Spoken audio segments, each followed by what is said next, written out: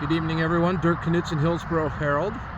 I'm here north of 26, really close to Liberty High School, and we're seeing the Intel Ronler Acres D1X and the Gordon Moore complex, they call it now, along with the Hillsboro Stadium where these bright lights are shining from. And you can see the off-put, we'll call it pollution, that comes from the 24-hour-a-day operation of making computer chips. And that off-put is headed right at Rock Creek and Bethany and those neighborhoods, and looking north is Arenco, and if the wind happens to go the other way, it heads into downtown Hillsboro. Now, that's not to say conclusively there's anything in this quote-unquote steam, but I have a good feeling if you were to distill that down into liquid, which would be easy to do, nobody'd be wanting to drink any glasses of it. So DEQ has a big hearing coming up this week. We'll have the date, I think it's the 15th. It'll be an online hearing. They're taking testimony. So all you techies out there, this is not monitored 24 hours a day.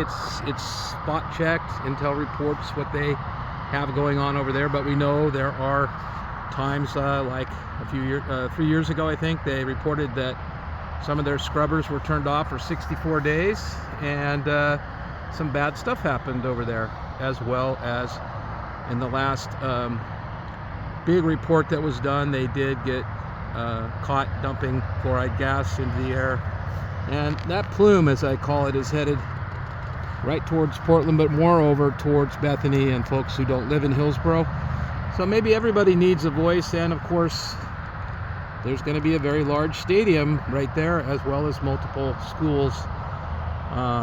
You know, if we all want to pretend that's water vapor only, let's keep pretending, but it is time to have an honest discussion in our community, because our city is growing and has plans for 1, 2, 3, 4 more of these fabs to become, you know, the backbone, continue to be the backbone of the modern day economy in Oregon.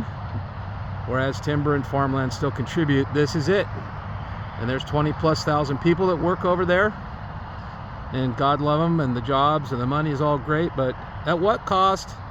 And when does the environment get to, you know, raise its hand? And yes, I know there's massive safety measures, mostly to protect people in the fab and I guess those outside, but I know for a fact nobody monitors what comes out of those on a daily basis, except the company might. It can be done, it's expensive. I've done my research, but I'd love to hear from all of you about what you think about this, and are you ready for more of this? Because under the permit that the DEQ is about to approve, you will see 2 times this amount coming off Ronler Acres, up to 2 times of the various things that they put off.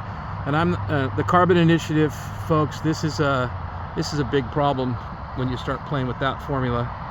Anyway, Intel, we love what they do for the jobs, but there are questions and people have them. Dirk Knudsen, Hillsboro Herald, what do you think?